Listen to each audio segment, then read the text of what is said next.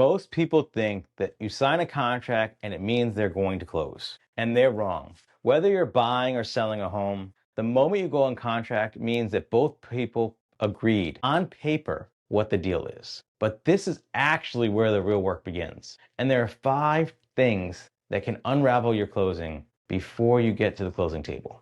And if you don't know about them, that could cost you thousands of dollars, months of your life, and the new home you already pictured yourself living in. I'm Kishore Kapoor, a real estate closing attorney here in the state of Connecticut.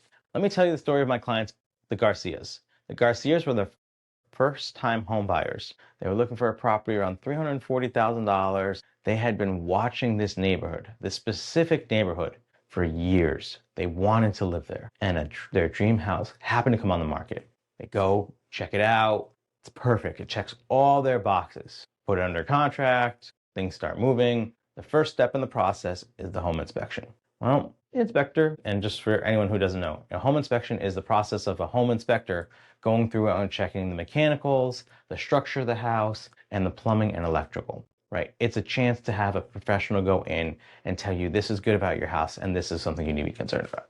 Well, the Garcias had an inspection, and unfortunately, the roof was 25 years old and at the end of their life. Luckily for the Garcias, it wasn't leaking, or I should say for the sellers, not the Garcias. There are some electrical issues, some things that were not according to building code, safety concerns there, and there was a number of slow drains. There were a number of smaller issues that the Garcias weren't concerned about, that they could deal with them. So they proposed to the seller, let's get these items repaired, or can you give us a credit?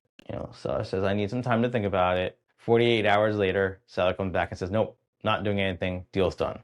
Now the Garcias have the sad reality of they have to start over. They've paid for an inspection, they've lost their rate they think they were going to get, but most importantly, they lost their dream home. Luckily for the Garcias, they found a house in the neighborhood next block over, and it worked out better for them. They got a better deal in their house. Their interest rate was a little bit higher, not where they wanted to be ideally, but it checked all their boxes and they actually got it for a cheaper price. Where can you go wrong with that? So it worked out in the Garcia's favor. Plus, they have a house that has no leaks and no electrical issues. On the flip side, let me tell you about one of my clients that was selling their home.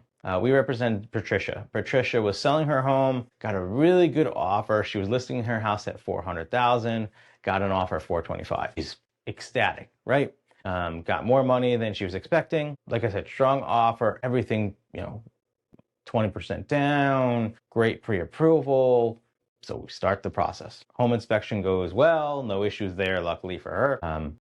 Appraisal, house appraises, mortgage is conditionally approved, subject to title search. So we get a title search back. The buyer gets the title search back and sends it to us. We find an old lien from when Patricia and her now ex-husband remodeled their kitchen a year ago. So what happened is her ex-husband told her he paid the bill. Turns out he didn't pay the bill. Even though he was ordered to do so in the divorce, he never paid the bill. It happens. The unfortunate part for Patricia was it took 3 weeks and lots of negotiating, both buyer and seller's attorney, to working on this, to work something out with the contractor. The contractor ended up agreeing to take less, but still cost Patricia $10,000. Now, the bigger problem would have been if the buyer walked away. Patricia would have been left having to start over. Patricia, though, did end up going after her ex-husband after we closed, just so you kind of can end that story. I don't leave you hanging, right?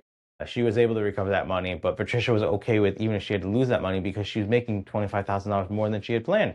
So it worked out for Patricia. So don't be one of these stories. There's going to be some tips here I give you on how to avoid some of this. So where we see closings fall apart most is at the home inspection stage. And what happens here is people think this is just it's a checkbox. No, we're going through and we're checking to make sure your house is good.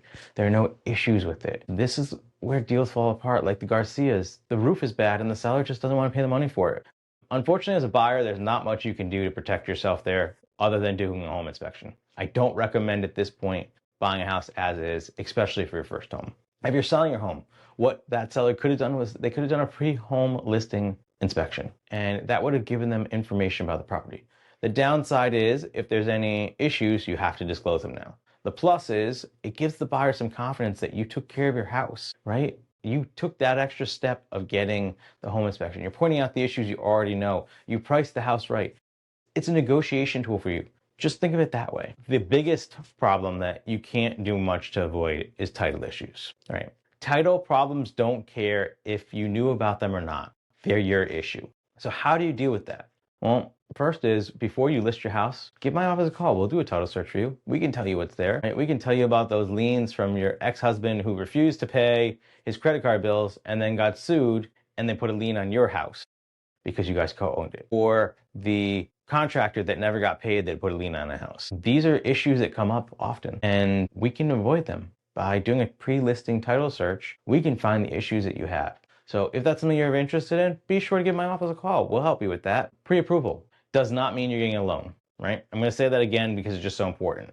Because you have a pre-approval does not mean you're guaranteed to get a loan.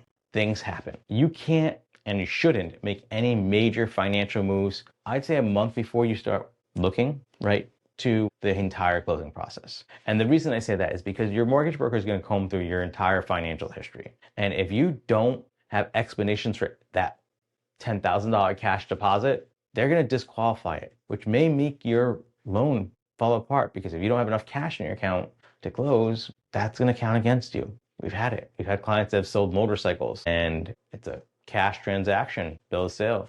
Yes, we were able to explain it, but where the cash came from became questionable. New debt. Don't open any new credit cards, right? I know you're going to walk into Raymore and Flanagan and start looking for furniture and they offer you a credit card with 0% financing for a year. Don't do it, right? You're going to lose your house because now that's new debt. Everything is based off of what you can afford and can't afford. And if you're taking out a new credit card, that means you can borrow more money and that may make you disqualify for your loan.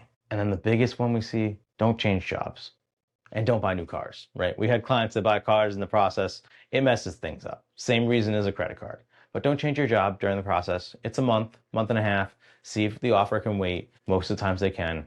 Keep it status quo for now. The other place we see a lot of deals not fall apart but get renegotiated is at the appraisal. The appraiser is a chance for you to get an actual independent review of the house to see what it's actually worth. So what happens if it doesn't appraise?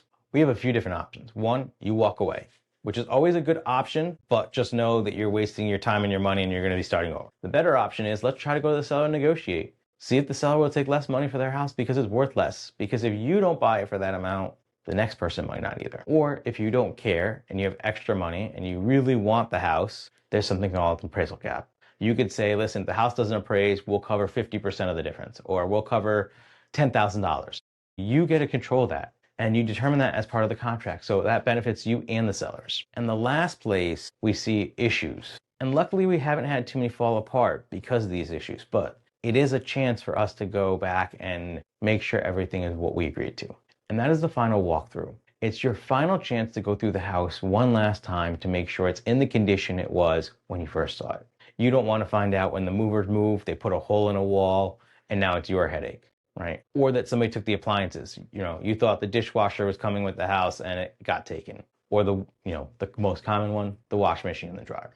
Making sure that you know about that. So those are kind of the most of the issues that we run into that can potentially ruin your closing.